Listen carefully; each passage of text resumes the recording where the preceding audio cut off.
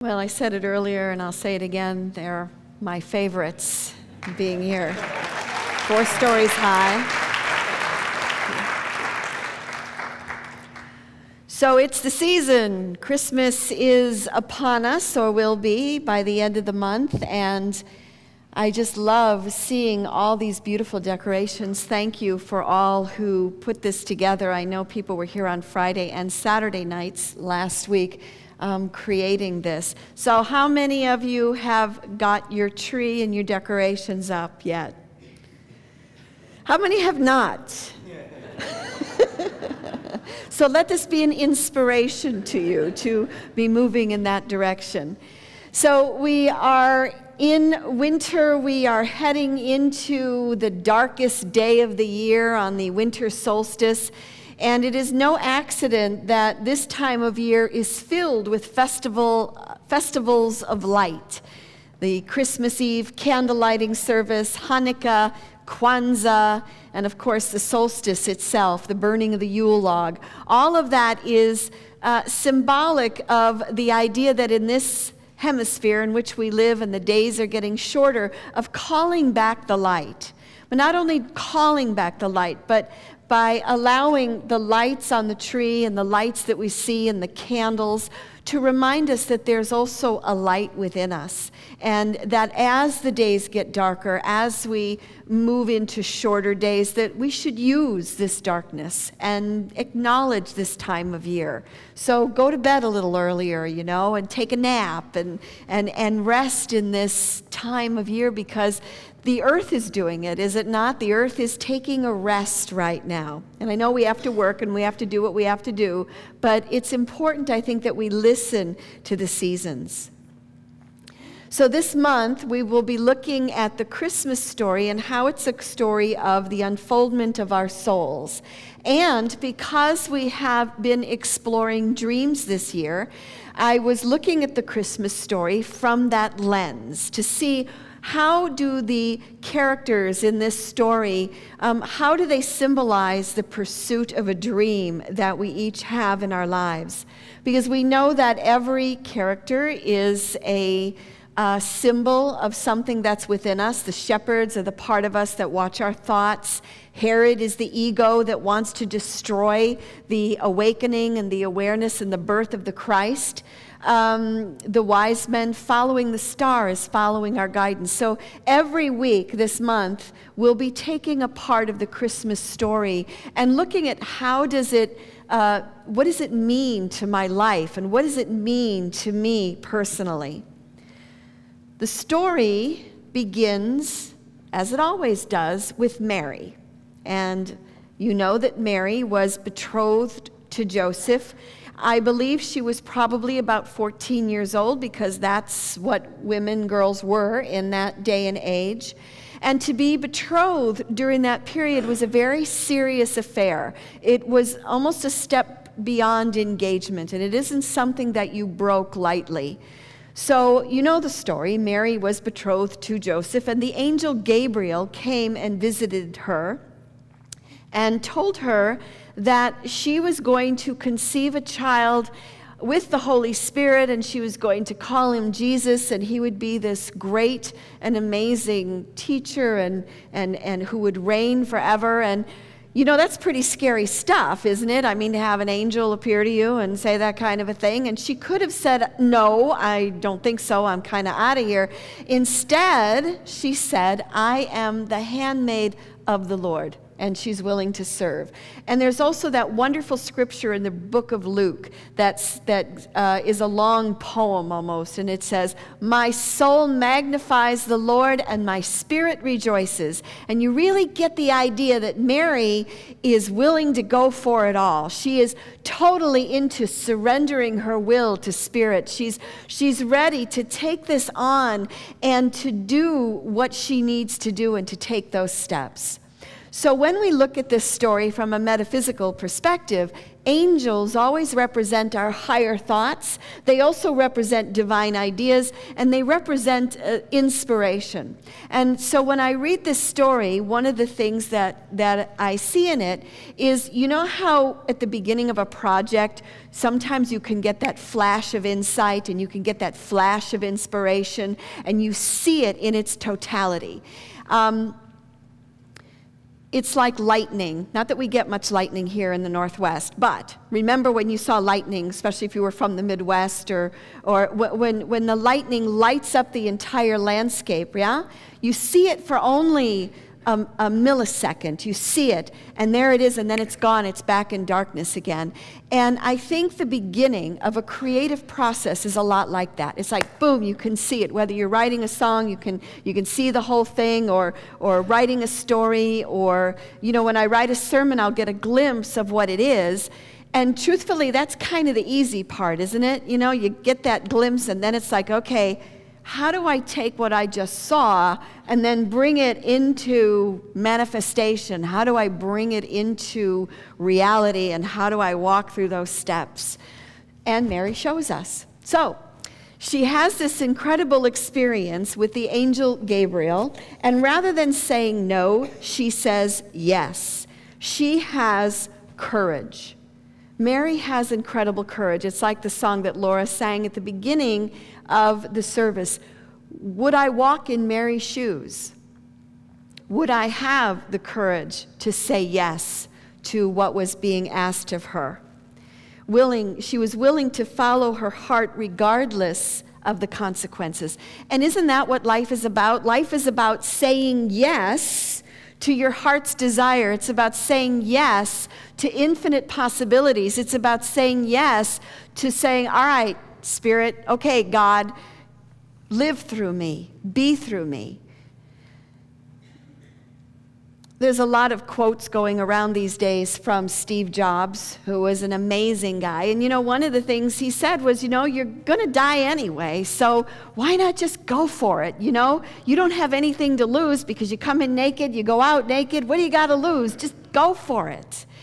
I was watching 6 Feet Under for the second time recently.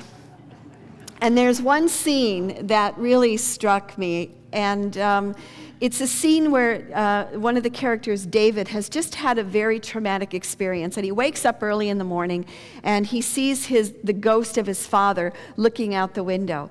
And it's raining or something, it's a gorgeous day, and his dad says, wow, look how nice it is outside.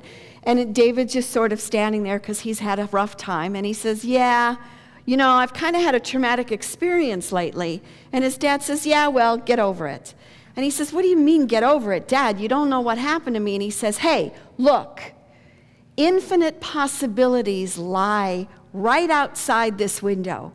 And he says, why do you say that? He goes, why do I say that? I say that because you're alive. You're alive. And I think sometimes, I know I forget that, not that I'm alive, but you know what I mean, that it's like, you can start over, you can jump in and give it your all to everything that we're doing, and yet we kind of get caught up in our routine, and it's like, you got to do stuff, and we get in our little boxes and we forget that infinite possibilities lie right outside our door, right outside our window, and it's that courage that Mary had is to step fully into that. So she had the courage to follow her dream and to say yes to Spirit, which is amazing.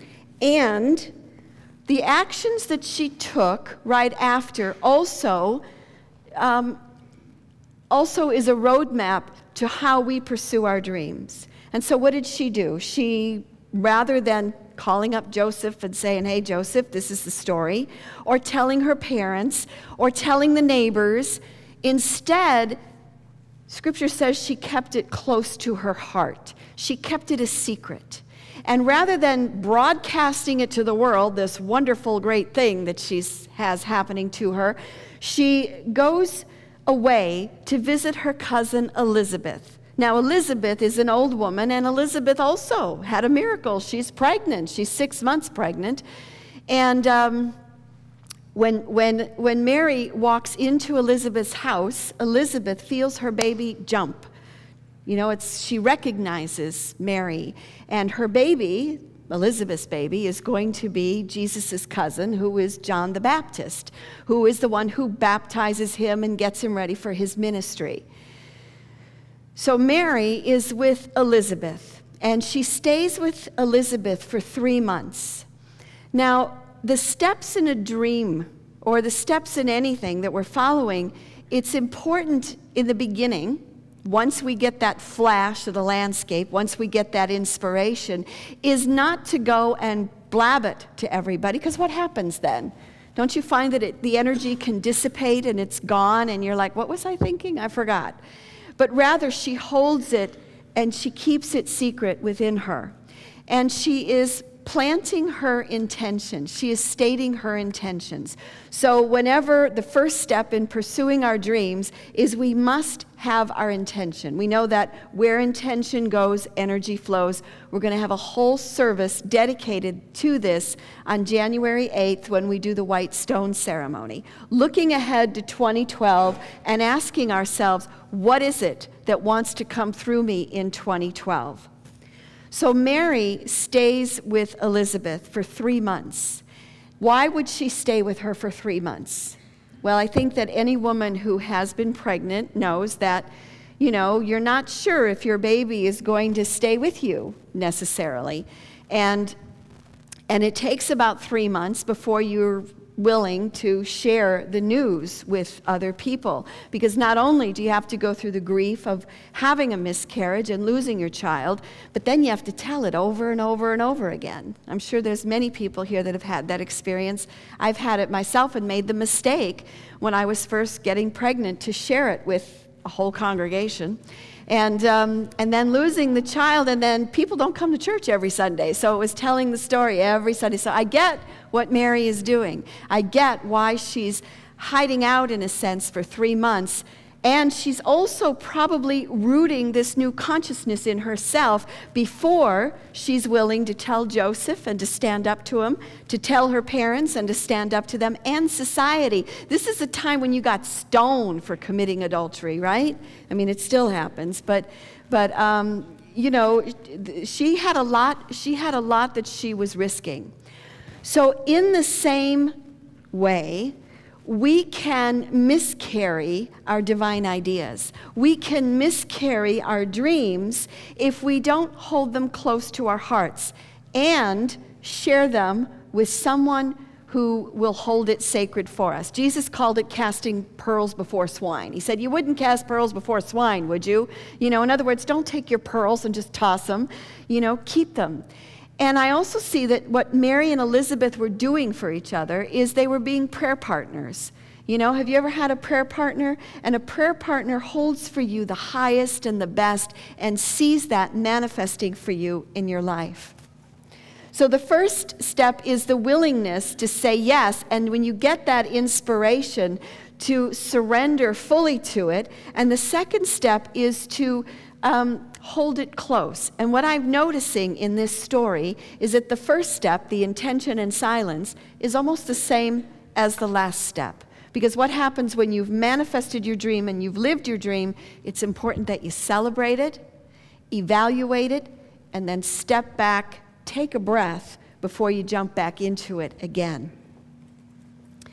The other thing about Mary is that when she said yes, she stepped into a dream that was bigger than she is, and that her life was no longer hers. So I've been talking about, you know, dreams that are bigger than us. And we have a dream and we think, oh yeah, it's just for me. And then the truth is that when we let that dream go through us, it affects other people. Charles and Myrtle Fillmore, again, are a great example of this because they started with a prayer group in their house, and it grew into the unity movement. I think that anyone who is a parent understands this process, that you say yes to this process of adopting or giving birth to a child, and you surrender everything over to it. Your time, your energy, your resources, your sleep, all of that. So my question to you this morning is, have you had a big dream? And we don't have to sit around and go, I'm going to have a really big dream, but a dream that turned out to be bigger than you were. A dream that had a higher purpose than what you may have perceived in the beginning. And I'm actually, the first service I asked for people to share with me, and Marcy Rattan stood up and said that she wanted to start schools being green. And so she was just talking to her sister-in-law in Oregon, and it has grown into a whole greening of schools in the Seattle area. And it all came from a dream that she had that sort of, it's almost like our dreams get away from us, right? It's like, hey, that's my dream. No, it's, and it grows and it takes on a new life of its own. So is there anyone here who's had a dream that has become bigger than you are, that has gone before you? I'm going to give you a second to think. Annie? When I had the idea of maybe we should have some tapestries. Can you stand up, Annie? When I had the dream that maybe we should have some tapestries illustrating the world religion, it's a lot bigger than I ever thought it was. So Annie had the idea of the tapestries for the world religions, and it absolutely has taken on a life of its own, has it not?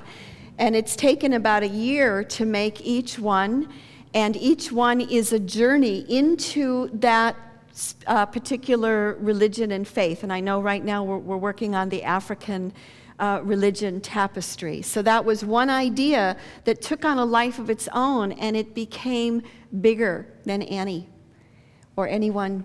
Kathleen, I'm going to give you the microphone so that people can hear. Hi, I'm Kathleen, and I have multiple sclerosis, so every day was pretty uncomfortable for me. My dream was to feel better, and it was the dream of many people with MS. I underwent some experimental, at the time, a procedure that was not standard treatment. I went to Egypt for it. I was in the first 100 people who had it done, and now nearly 50,000 people have had it done, and there are doctors here in Seattle doing it. My dream now, and the dream of many of us, is to get some of the pharmaceutical companies to stop squelching some of the results that we're getting.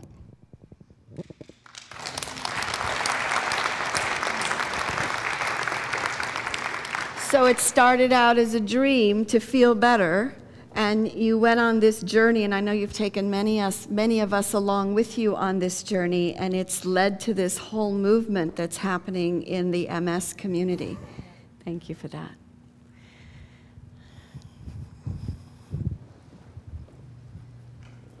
Hi.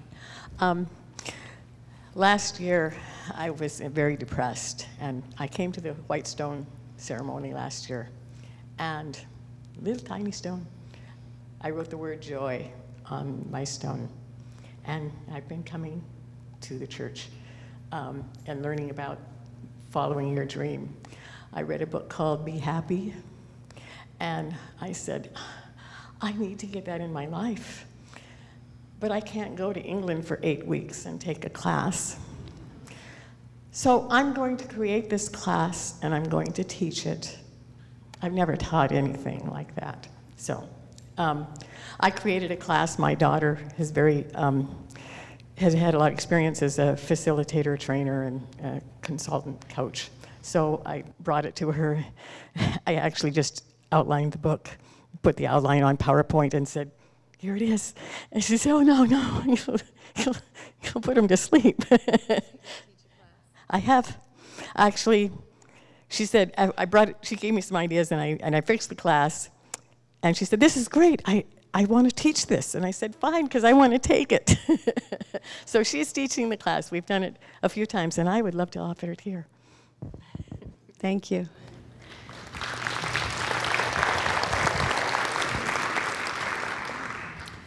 So I want to close by saying that this is, Christmas can be the most joyous, most wonderful, most amazing time of the year. and it also can be one of the most difficult times of the year. If your life is going really well, celebrate it and enjoy it to the fullest, because there's nothing like your life working around Christmas time. But when it's not, sometimes it can be very painful, because there's so much magic and there's so much, wanting things to be perfect. And so our bar is pretty high this time of year.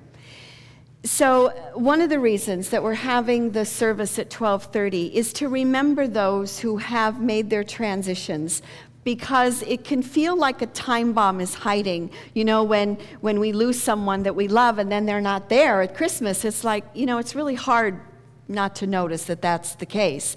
And so one of the ideas behind the remembrance service is to invite it in and to create a space for it. And I find that when I invite it in, then it's not going to sneak up on me, because I've already invited it in. If someone is not with you this year, one of the things that I did for my parents many years was just make an altar as part of my Christmas decorations. I didn't make an ornament and hang it on the tree, but I made an altar. And so there was a part of them that were always there, and I created that space for them, and I invited them into my Christmas. So they didn't sneak up on me. And 10 years later, or whatever it's been, I don't have to do it anymore, because that space is no longer this big gaping hole. So I'm inviting you at Christmas now, as we move into this holiday, to be gentle with yourself and to focus on what is the meaning really of the story. What is the meaning of the Christ being born and the shepherds and the angels and all of that, and bringing that into a deep and meaningful place within ourselves, because we are moving in to a darker and darker day till the 21st, and it's an opportunity to go deep within and to rest in that place. So I invite you to continue being here the rest of the Sundays in December, as we continue the journey to Bethlehem, as we continue looking for the deep meaning of Christmas. Bless you.